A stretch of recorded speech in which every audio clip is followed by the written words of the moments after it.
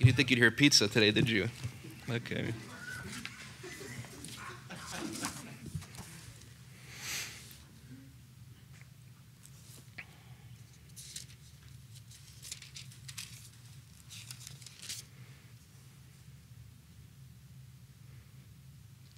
The Lord be with you. A reading from the Holy Gospel according to Mark. He began to teach them that the Son of Man must suffer greatly and be rejected by the elders, the chief priests, and the scribes, and he be killed and rise after 3 days. He spoke this openly and then Peter took him aside and began to rebuke him. At this he turned around and, looking at his disciples, rebuked Peter and said, "Get behind me, Satan. You are thinking not as God does, but as human beings do." He summoned the crowd with his disciples and said to them, "Whoever wishes to come after me must deny himself, take up his cross, and follow me. For whoever wishes to save his life will lose it, but whoever loses his life for my sake and that of the gospel will save it. What profit is there for one to gain the whole world and forfeit his life? Whoever is ashamed of me and of my words, in this faithless and sinful generation, the Son of Man will be ashamed of when he comes in his Father's glory with the holy angels." The Gospel of the Lord.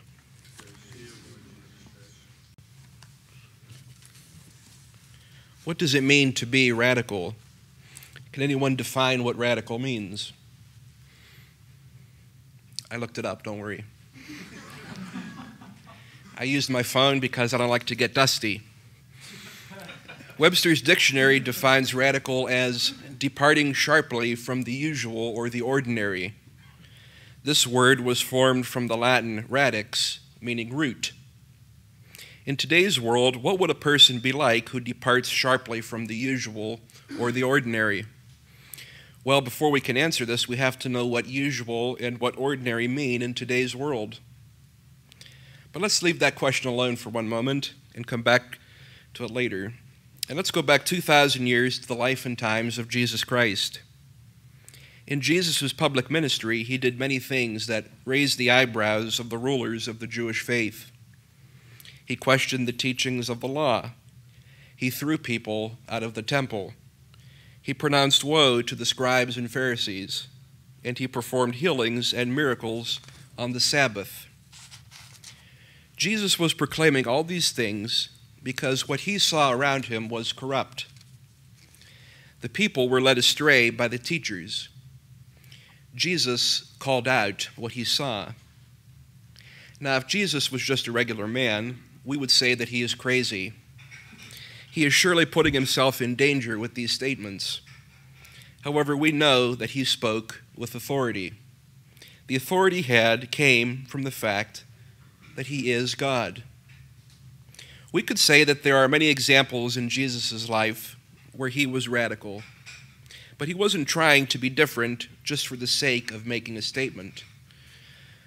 I used to listen to punk rock music, and they were always trying to be radical and to be anarchists, right?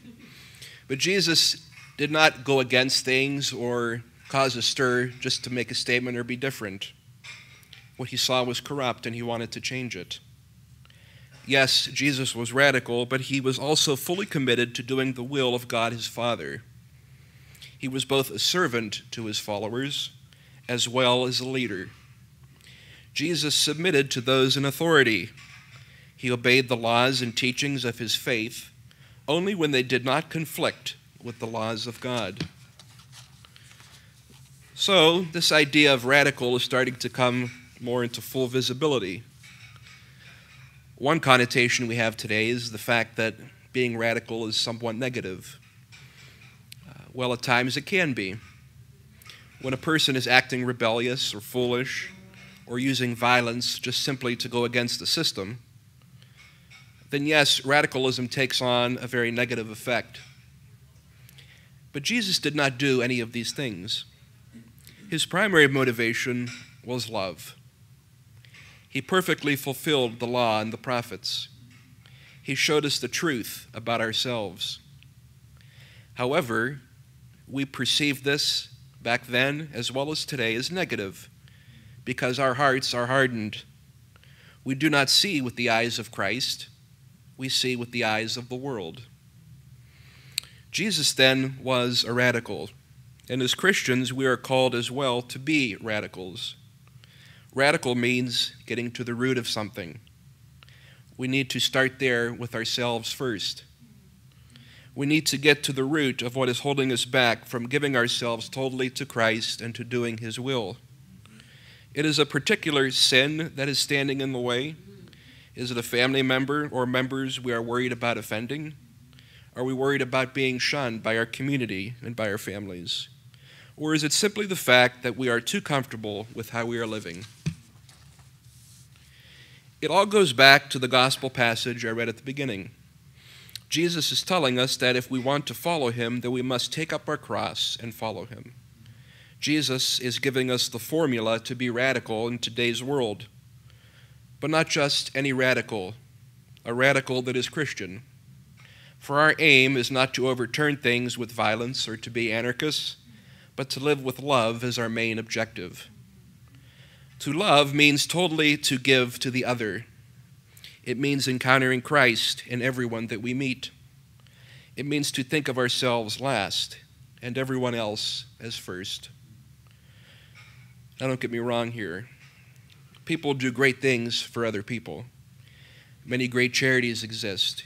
You all do great work. Many sacrifices are made daily for people all throughout the world. However, this is not enough.